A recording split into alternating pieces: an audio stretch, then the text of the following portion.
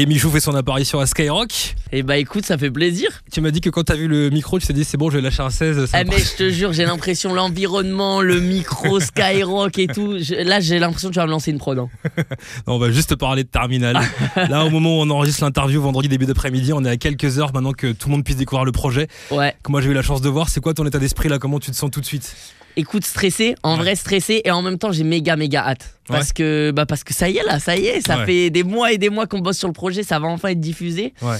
Et stressé parce que j'ai envie que ça se passe bien, que les gens ils kiffent et qu'ils passent un bon moment devant quoi. Une chose est sûre, on se tape des grosses barres devant, on est à fond dans l'adrénaline qu'on peut ressentir tu l'as vu, également. Toi, bien sûr, je l'ai vu hier soir pour mettre dans l'ambiance. Magnifique. Et tu sais que t'es un des rares premiers à l'avoir vu. Hein. Et j'ai surkiffé. Donc je peux te dire déjà que les fans, tout le monde va adorer. Là, ce qui change, c'est qu'il y a l'exercice du cinéma et ça change tout. Ça fait peur, en fait, je dirais que ça met plus de pression parce que là, t'es en mode ok, là c'est grand écran, déjà je sais pas comment ça va rendre sur l'écran de cinéma. T'as pas encore vu le rendu sur un écran de cinéma? Non, il y a eu des tests de fait, donc je sais que ça a été vérifié par l'équipe et que si là c'est au cinéma, c'est que c'est bon. Mais moi j'ai pas vu, je découvre ce soir en même temps que tout le monde, donc tu vois, il y a ça qui me stresse un peu. Et puis même les gens qui viennent le voir au cinéma, en vrai ils viennent... ils payent, tu vois, c'est une sortie même peut-être en famille. Ça se trouve des fois ils se déplacent en famille pour aller le voir et tout. Donc faut que ça soit un bon moment, tu vois. Et que ça va être un bon moment. Qu'est-ce qui t'a donné envie de faire une série aussi massive? Parce que c'est vrai que les chiffres sont ahurissants. On parle d'un aéroport de 5 hectares, de 90 caméras, de 150 personnes. L'ampleur du truc est dingue. Comment est venue l'étincelle de l'idée? Raconte-moi un petit peu la jeunesse du projet. Bah écoute, en vrai je pense que Battle Royale ça parle à toute ma génération. Ce format Battle Royale. Et puis le faire en vrai... c'est un truc que t'as envie de faire, tu sais, c'est presque un rêve de gosse de se dire mec, on va faire un battle royale entre potes, machin, etc. Le problème c'est que c'est des moyens, c'est du temps, faut réfléchir à comment bien le faire et tout. Donc ça a pris pas mal de temps. Et en vrai, écoute, au final, il y a un moment où je me suis dit, tu sais quoi, si je veux le faire, faut que je me donne les moyens. Donc je vais me poser, je vais prendre du temps, je vais consacrer mon temps à ce projet. Et aujourd'hui on en est là, hein, ça sort dans 5 heures. C'est ça. Il y a le moment où on l'imagine et il y a le moment où on le vit. Sur le tournage, c'était quoi les moments où tu t'es dit ah ouais là c'est quand même exceptionnel, et des moments où tu as eu un petit peu le stress ou l'angoisse de dire est-ce que ça prend comme je l'imaginais ou pas? Qu'est-ce qui s'est passé sur le tournage? Écoute, sur le tournage, alors déjà c'était particulier parce que c'était une semaine pour moi le tournage. Il y avait 3 jours d'install et j'étais là pour les 3 jours d'install parce que je voulais tout vérifier. Tu sais, en vrai c'est la première fois que je m'investis autant dans un projet et je voulais tout vérifier, que ce soit vraiment... je sais pas, caméra, light, le décor. Tu sais, l'aéroport de base, il est quasiment neuf. En vrai, l'aéroport, il est en très très bon état. Et donc, on a quand même voulu le rendre un peu, mettre des valises par terre, des trucs et tout, faire un truc un peu post-apocalyptique, genre que tout le monde venait de quitter l'aéroport en 5 minutes. Et donc, il y avait ces jours d'install. Donc, jour d'install, c'est là où t'es vraiment stressé. Parce que en fait, t'as l'impression que c'est chill les jours d'install. Tu dis, ah ça va, c'est le début, c'est l'install. Et en fait, pas du tout. En fait, pas du tout. Parce que le temps, il est timé. Tu peux pas perdre de temps parce que sinon, tu vas te retrouver à commencer le tournage plus tard, etc. Ça va engendrer des problèmes. Et puis en même temps, le jour d'install, c'est là où tu prépares les problèmes. Tu dis, s'il y a ça qui arrive, comment on réagit? S'il y a ça qui arrive, comment on réagit? Donc, tu te prépares à tout. Donc, c'est un peu horrible. Et après, une fois que les invités arrivent, tous les potes ils arrivent, machin, eux ils sont là en pleine découverte, là c'était vraiment du kiff parce que même moi j'ai débranché ce côté organisation. Tu te sens un petit peu plus rassuré, déjà t'es avec les potes. Exactement, t'es avec les potes, je sais que tout est prêt, l'équipe est prête. Bon vas-y c'est bon, moi je débranche, je suis avec les potes, je kiffe. Et en vrai, dès que le tournage a commencé, moi j'avais oublié que c'était mon plus gros projet, tu vois. J'étais en mode, vis le truc. C'est bon, quand on sait que c'est comme ça, c'est bon. C'est pas facile de réussir à débrancher, se dire c'est bon, là je suis dans le truc. C'est dur. Et sauf qu'en vrai, il y avait tellement. Du coup, il y avait les 3 jours de prépa. Donc il y a eu tellement de prépa que ça me rassurait. Et il y avait tellement de choses, genre l'environnement, les trackers, les figurants, machin, que t'es vraiment projeté dedans. L'immersion. Honnêtement, sur tous les tournages que j'ai fait, c'est la première fois où j'étais autant en immersion. Parle-moi un petit peu de ce casting. Comment ont été choisis les 16 créateurs qui étaient à tes côtés pour cette chasse à l'homme inattendue? Écoute, déjà je voulais un casting qui se ressemble pas, avec que des profils différents, parce que je trouve que c'est trop intéressant justement dans un format Battle Royale de voir plusieurs profils, comment ils vont s'arranger, ça va être quoi les strats, etc.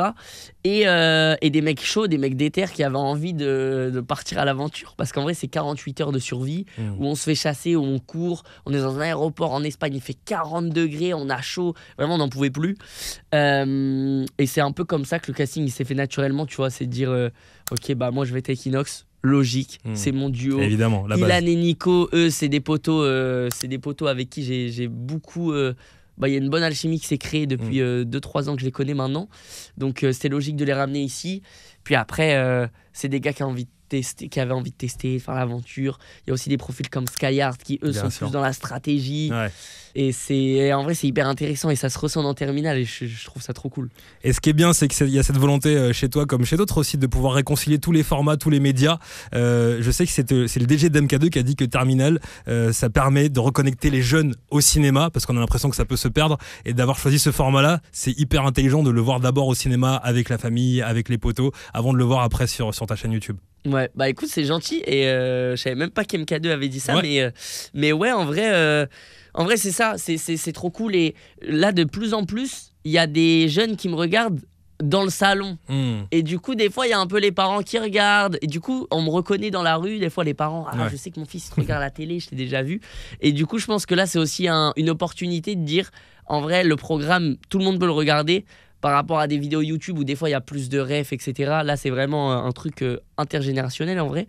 Et potentiellement ramener des familles dans le cinéma qui se disent vas-y, on va faire une sortie en famille, je veux voir un peu ce que ça donne et tout. Je trouve ça cool aussi, ouais. Quand tu places le curseur si haut là, en termes d'ambition, qu'est-ce qu'on peut faire après? Parce que là, du coup, on est en train de se dire, oh là, le spectacle est dingue, on est carrément au cinéma, il y a des gros moyens. Est-ce que ça fait relativiser pour la suite? Ou est-ce que tu te dis justement, c'est bon, c'est fait? Ou alors, il faut encore replacer le curseur plus haut pour la suite?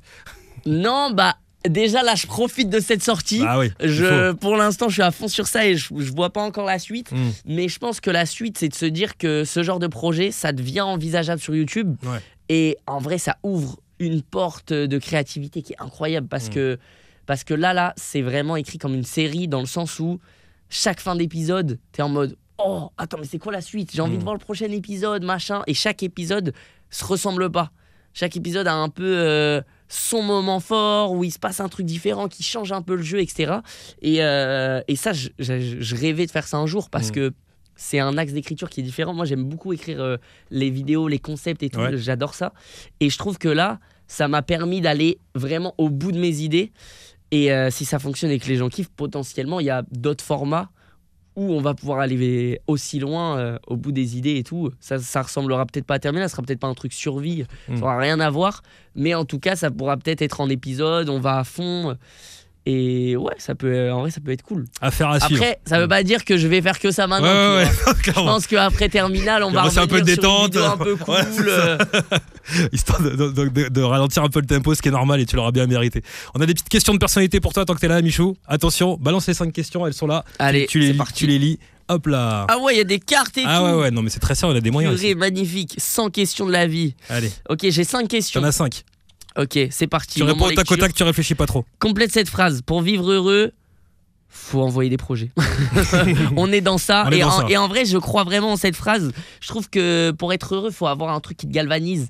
Et faut se donner à fond dans un truc. Donc en général, c'est un projet quoi. Ou je sais pas. En tout cas, c'est là où toi tu prends le plus de kiff actuellement. Ouais. C'est parcourir un chemin vers un objectif. Ok. C'est là où je kiffe. Deuxième question. Ok. Tu peux poser une question à ton futur toi dans 10 ans. Donc dans Michou qui aura 10 ans de plus. Que lui demandes-tu? Une seule question? Une seule question. Imagine, visualise le Michou futur et tu peux lui poser une question.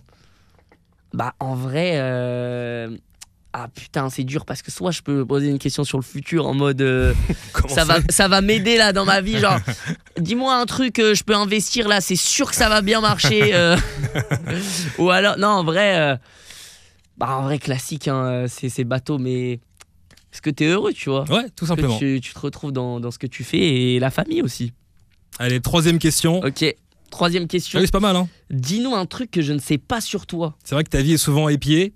On en sait beaucoup sur toi, mais qu'est-ce qu'on ne sait pas sur toi? Qu'est-ce que tu n'as pas encore dit? Il y a un truc que là, je commence à en parler vite fait, mais qui est peut-être pas très très connu, c'est que je commence à mixer.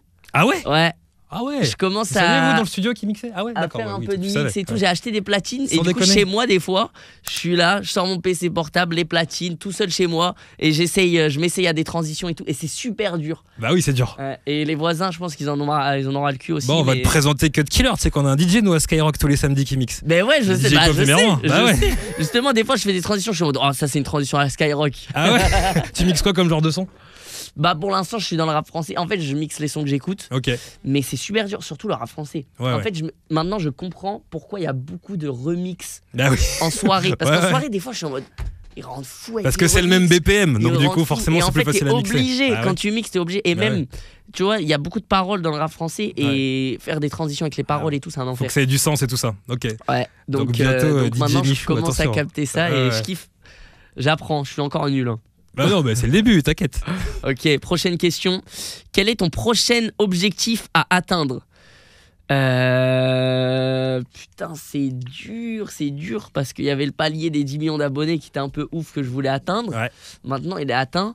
Moi, j'aimerais bien avoir un projet que j'ai écrit qui est autre part que sur YouTube, tu vois. Ok. Genre me dire, je sais pas, ouais, là, je m'aventure dans un projet, mais Ouais. c'est pas ma chaîne YouTube. Genre je mate une fiction par exemple à la télé, je vois que ça a été écrit ou imaginé par Michou. Ouais, Ok, un truc dans comme le ça. genre. Ok, Je ok, pense que ok. je kifferais bien. Pas mal ça. Allez, dernière question. Ok, dernière question. Es-tu adulte? Ok. Je pense, ouais. Ouais, ça y est, Je c'est bon, on pense, y est. Je pense être adulte. Attention, quand on dit adulte, c'est pas forcément l'âge, on parle de l'état d'esprit, Ouais, on le parle de mindset l'état général. d'esprit, Ah de oui. la maturité. La maturité, tout ça. Ouais, évidemment. Non, je pense que là, j'ai quand même passé le step d'adulte. Ouais. Ouais. J'ai encore beaucoup de choses à apprendre, ça c'est certain. En vrai, on a tout le temps des choses à apprendre, je pense. Mais ouais, je pense C'est que bon, on y est. on y est, ouais. Ouais, ouais. Tu parlais de son rap français, on en profite, on est à Skyrock. C'est quoi les sons du moment ou bien le son qui t'a fait kiffer pendant l'été, là, le titre du moment Putain, qui tourne dans là, ta moi, en playlist? ce moment, c'est le Prosaxo Pixan Reload Ouais, de Vald. De Vald. Ah, Ok. je suis dans ça à Ok, fond. ok, ok. Son album Reload en général, il m'a fait découvrir que je kiffais la techno. Ouais. Ouais. Ah oui, c'est Ouais. vrai que c'est pas mal pour découvrir un peu les musiques Ouais, c'est un électroniques. style. En Ouais, fait, j'ai ouais. découvert que je kiffais un style de musique. Ouais. Et ouais, Prosaxo Pixan dans la voiture à fond, mon gars. C'est génial. Paris La Défense Arena bientôt hein, pour Vald. Hein. Ouais, mais t'inquiète pas, j'y suis, j'ai Ah mes bah voilà. places. Je suis prêt. Eh ben on y sera, on y sera. Michou, c'était un kiff de t'accueillir à Skyrock. Et puis Avec franchement, grand plaisir, allez merci. soutenir Terminal, que ce soit au cinéma, pour ceux qui peuvent, et sinon sur YouTube évidemment. Sur YouTube. Ça va être une folie. Merci beaucoup Michou. Merci à toi. Ciao, ciao. C'est un plaisir.